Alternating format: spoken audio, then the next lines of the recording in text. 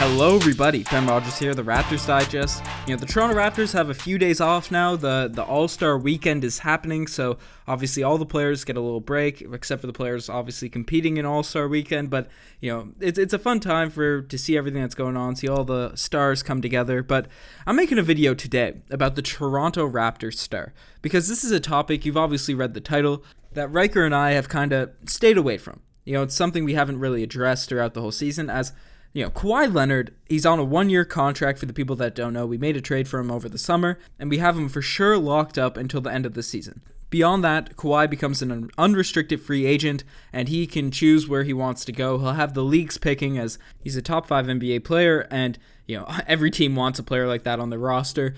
And it's something that we can't control. So it's something we really haven't addressed, and it kind of spoils the fun of things this year.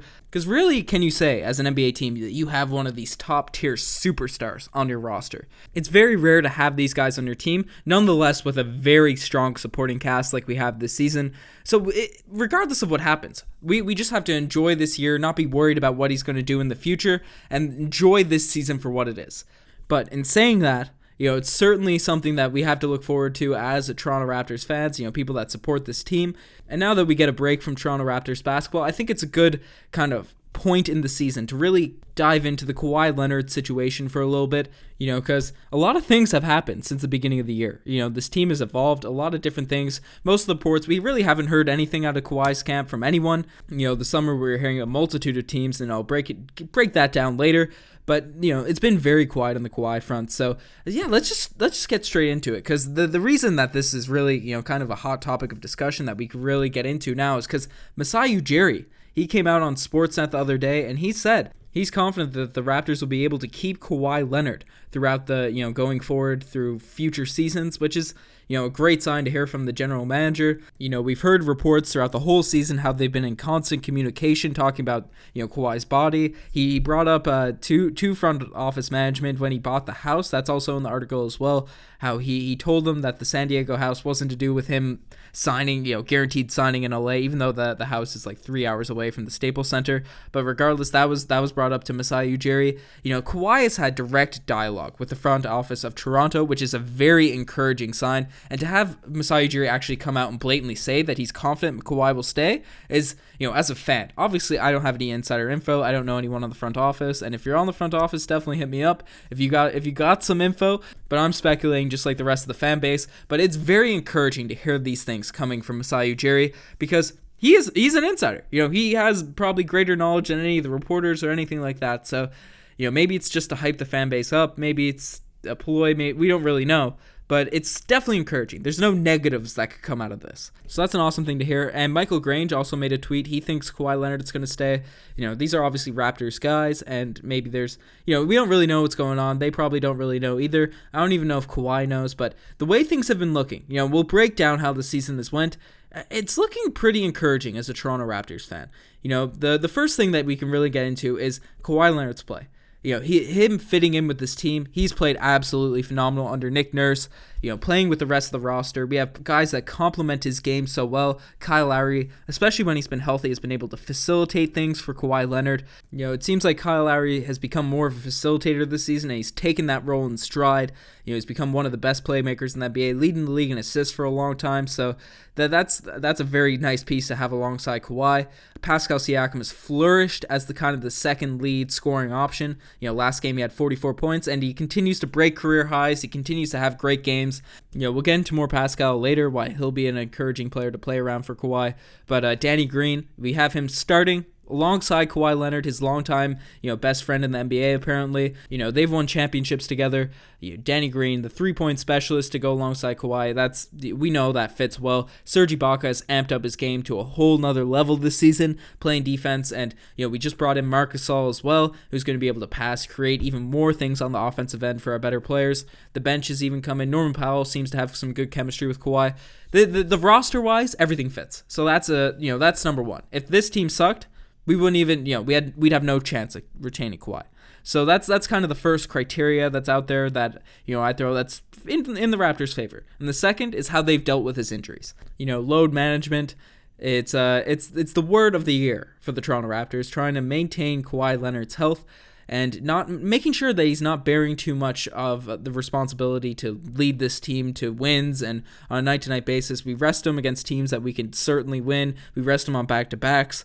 And we make sure every little nick and knack that he has, the mini injuries, the ones that aren't super substantial, because everyone would sit out with a substantial injury, but, a sore knee, a sore quad, a sore whatever, we make sure that he's healthy. I think that's something that he really wanted out of the San Antonio Spurs. He had that serious quad injury. Obviously, no one really knows what it was, and it seems as if it was like a chronic injury. Everyone remembers the Tony Parker quote saying his was probably was 1,000 times worse, and that might be true.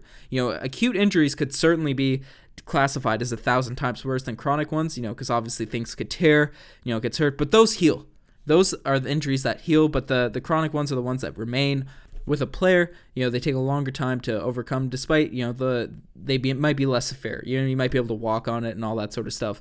But yeah, so the Toronto Raptors have really listened to Kawhi's body. We've sat him out in games where he wants to, sit out. There's been constant dialogue. Kawhi always mentions, Nick Nurse always mentions how they're always talking. In Kawhi Leonard interviews, he's always mentioning how, Nick Nurse, they're listening to him and how he's appreciative of all that. So that's really good. That's a really encouraging sign, and it shows the Raptors are invested in this guy long term. And hopefully that reinvestment will be re-shown back. And obviously we knew. You could go back to all the podcasts we made when we first acquired Kawhi Leonard. We knew that we'd have to rest this guy coming. He only played 9 games this season. We knew that injuries was something that we'd have to appease Kawhi Leonard for, and that was just expected. That was something that was going to happen, regardless. I think Kawhi understood that. But I think where the Raptors have really shown, it's really benefited the Raptors, where it couldn't have gone better, in my opinion, is, we were going to appease him, but we win games when he's out.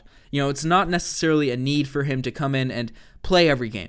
Pascal Siakam, I said we talk about him later. He's really stepped up in games where Kawhi Leonard has sat out, and I think that's really encouraging. Because if Kawhi Leonard feels, because he's a winner. Every interview he says he wants to win games. He wants to win a championship eventually for whatever team he's on, because obviously he's already has one under his belt. He's a winner. He's a guy that wants to get W's, the big ones, the championship wins. So I'm sure any roster would appease Kawhi Leonard's injury, health, maybe one that's maybe not as stuck up as the Spurs, because they usually rest guys, but they do things in kind of a regimental way. But I'm sure most of the franchises that are going to sign Kawhi Leonard to a max contract would appease that side of things. But if the Raptors or whatever team Kawhi was on was losing all the games that he sat out, then, he probably wouldn't want to sit out these games. He probably wouldn't feel comfortable in missing a bunch of games where if the record's just going to go, to complete crap. But that hasn't been the case for the Raptors. We've remained a top 2 seed in the Eastern Conference throughout the whole year, and not, just with Kawhi's resting and, missing. I believe he's missed 14, 15 games,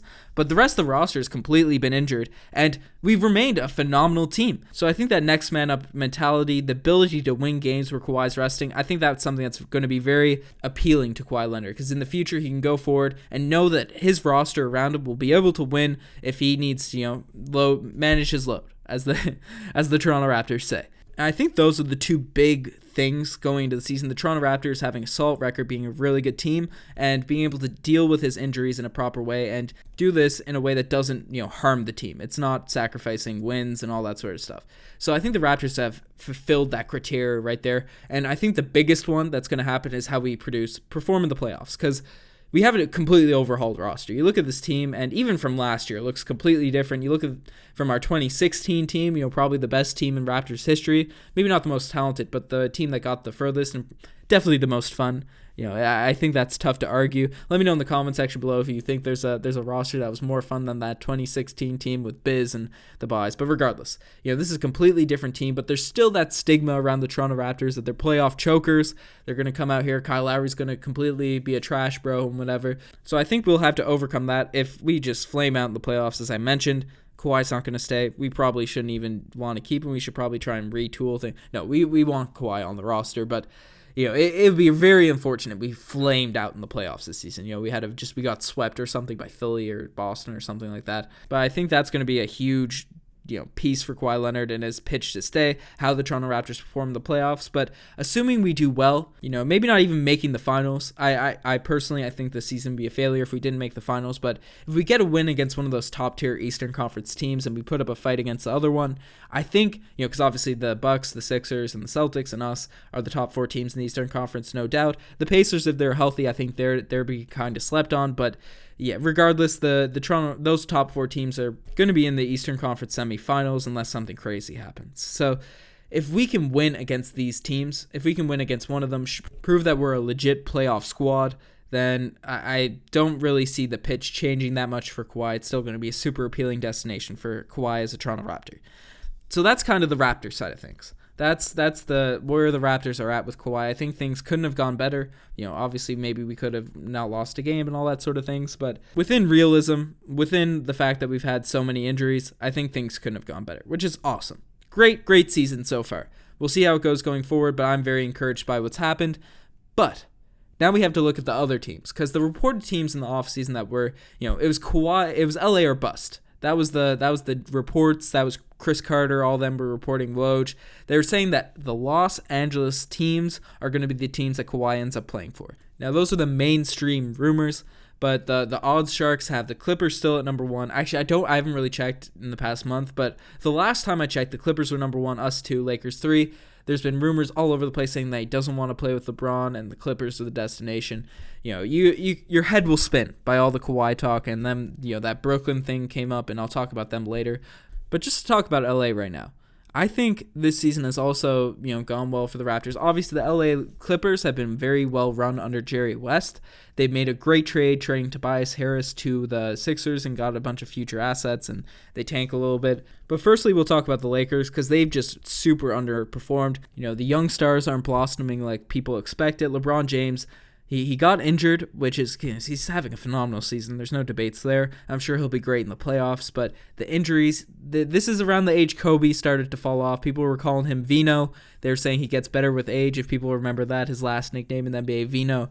And then he tore his Achilles, tore everything, and just his career wasn't the same. So it's looking like that might, obviously I hope it doesn't. I am not wishing injuries at all on LeBron James, but he is getting older. He did have that serious groin injury, and that I think that's a bit discouraging for another superstar looking to play there, because you'd expect to play with a healthy LeBron James, and there's no other stars on that franchise. And look, if LeBron isn't healthy, if LeBron's not A-okay, then you're going to be in LeBron's situation, playing with a bunch of these younger players that really aren't up to snuff. If LeBron James can't take this roster to the playoffs in the Western Conference, then it's probably not looking like Kawhi will be able to, or any of these other guys. So the Lakers aren't looking like a total lockdown destination, and the Clippers. Yes, they're super well managed. Yes, they're getting the most out of their parts. Yes, Doc Rivers is a phenomenal NBA coach. Obviously, after Lob City failed, he kind of fell off the radar a little bit, but he's showing once again why he's very good at getting the best out of players as a coach. But with all that being said, that LA Clippers roster is not winning games. They bring in Kawhi Leonard.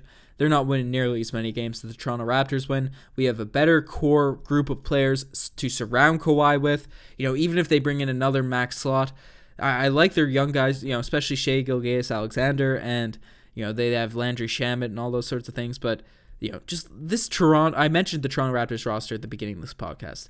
We are a substantially better team than that LA Clippers roster. We're in the Eastern Conference, where obviously the top of the East is very nice, but we get to play the Hawks, we get to play the Knicks, we get to play, these scrubby bottom tier teams a lot more than those Western Conference teams. The worst team aside from the Suns, every game that you play in the Western Conference is a grinded out game. I don't even know who's 14th right now. It might be the Timberwolves, it might be the Pelicans, but they have Anthony Davis on the Pelicans. Obviously, he probably won't be next season, but the Timberwolves, they have Karl Anthony Towns. Wiggins, if he can go off on any given night, he just has to try more often. They have Derrick Rose is at a bounce back season.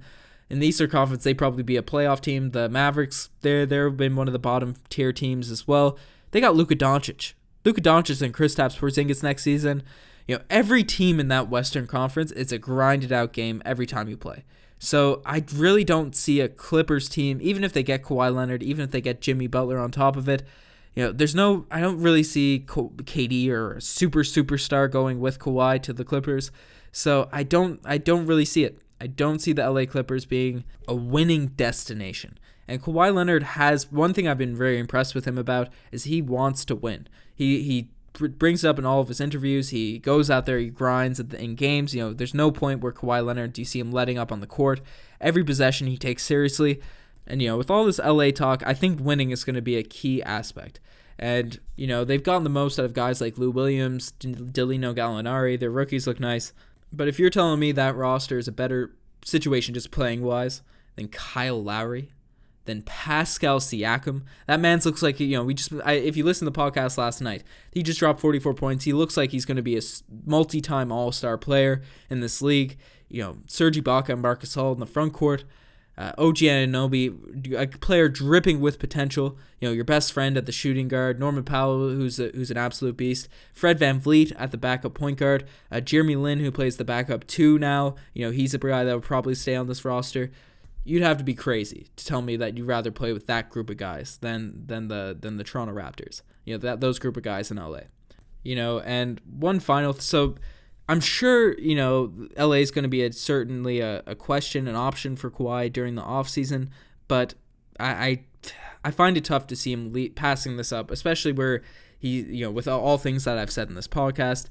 But the one team that also was brought up randomly throughout the summer is the Brooklyn Nets. The Brooklyn Nets were a team that was rumored that Kawhi might try and form a super team with, and they have 2 max spot contracts open this summer. And, they've grossly overperformed. D'Angelo Russell looks really nice. They've gotten the most out of all their players. Ed Davis came into there, and he's looking really good. Joe Harris, he just hit 7 threes against the Toronto Raptors. They have a very solid group of guys. I think it's similar to the LA Clippers. Probably, D'Angelo Russell's probably better than anyone on the Clippers right now. But I don't think they'd be able to re-sign him if they bring in the 2 max guys.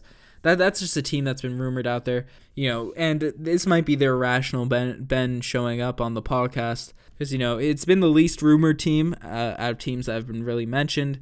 It doesn't really make sense basketball-wise. If you're going to stay in the Eastern Conference, you're going to stay in a cold city.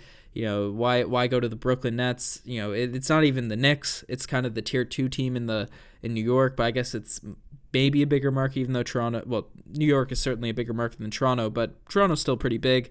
But the Nets do have a lower kind of tier than the New York Knicks. Sorry. So logically, I don't really see why that makes sense. But irrational Ben coming out here, irrational scared Raptors fan coming out. It's the Brooklyn Nets. No matter how bad they are, they always mess the Toronto Raptors up. I know there's a lot of people out there that are supporting the Brooklyn Nets now. They haven't had draft picks. They have a lot of cool stories on their roster, and that's all good and well. But that's still the team that stole Vince Carter from us for some two picks and just fleeced us back in the day. Vince Carter was on that roster, and you know what? I'm not going to lie. A lot of people like Vince right now. I really haven't liked Vince growing up. I've kind of grown. The hate has kind of disappeared with the Toronto Raptors winning and all that sort of stuff, but I couldn't stand the Nets growing up, and I couldn't stand Vince Carter on that roster. The Nets suck. The Nets sucked back then as a kid. They used to beat out those Chris Bosh-led teams, Chris Bosh and Jose Calderon. If you guys remember, the Nets always used to beat them in the playoffs. 2014, the Raptors' first playoff appearance, first time the Toronto Raptors have really looked good in the playoffs. They go to a 7-game series with the Brooklyn Nets. Paul Pierce is on that roster. Oh, that ended horribly. Kyle Lowry's hugged by Darren Williams that last possession, to win the series. To win the series, Kyle Lowry was hacked on the last possession, and Paul Pierce gets his clutch. This is my Sidira. This is why I'm here. All those quotes. We'll always hate Paul Pierce for that series and hate the Nets because of that. They fleeced us, DeMarre Carroll. They wouldn't let us just salary dump him. We had to give up a couple picks. We had to do all that. And the Boston Celtics, the only reason they have been able to be this good, because personally, I know a lot of people talk about the Bucks and the Sixers, and I think on paper they're a better team than the Celtics. I don't even know. The Celtics worry me the most. I'm not necessarily logically, I don't know if they're the best team, but they just have that brand. They have that experience where they worry me the most out of all the squads, and that might be undeservingly so. But regardless, that's the team that worries me most personally in the Eastern Conference. And the only reason they're good is because the Brooklyn Nets just always mess up the Toronto Raptors. No matter what they do, they always mess up the Toronto Raptors. And if Kawhi Leonard goes to that team, if Kawhi Leonard goes to the Brooklyn Nets, I will lose my mind. I will lose it on the podcast. I will be out here. The Raptors Digest, we're a family-friendly show, but I will lose my mind if Kawhi Leonard goes to the Nets. He could go anywhere else. I still love the roster that we have on this team. I'm sure a team led with Pascal Siakam and all the boys. Be chilling, but if he goes to the Nets, that won't be good. That won't be good just me personally, people like the Brooklyn Nets right now because they're a fun story. Will never root for Brooklyn in my life. And if you agree as a Toronto Raptors fan, let me know in the comment section below, or should I give up my gripes on the Brooklyn Nets? But as Masai Ujiri always says, before a playoff series against the Nets, we'll let that be. But regardless, we're running long here. The Kawhi Leonard situation is certainly something interesting. It's something we're not probably going to address till the offseason after this podcast unless, some more developments happen. But it's really encouraging that Masai thinks he's going to stay. Raptors reporters think he's going to stay right now. And regardless of what happens, regardless what rumors happen, this season is something to behold. It's something to really enjoy. A lot of fan bases don't get this. A lot of fan bases don't get an actual shot for a championship with a superstar on your roster. So it's a year we really want to enjoy. It's something we've kind of veered away from, as I mentioned at the beginning, because it's annoying if we were talking about Kawhi on a consistent basis. Will he stay? Will he not? He's a Toronto Raptor right now, and he's been looking really good as it. Regardless, let me know your thoughts in the comment section below. You're the best if you made it this far. Check out the Twitter, the Instagram, all that cool stuff. It's All-Star weekend, so Raptors news might not be super heavy. We're going to try and keep busting out this this Raptors content. Because who really cares about any other NBA teams? We're the squad. We're the squad to be rocking with. The All-Star game should just be an inter-squad game with Raptors players. I'd certainly watch that. Regardless, enough of me memeing. You're the best. Signing off. Cheers.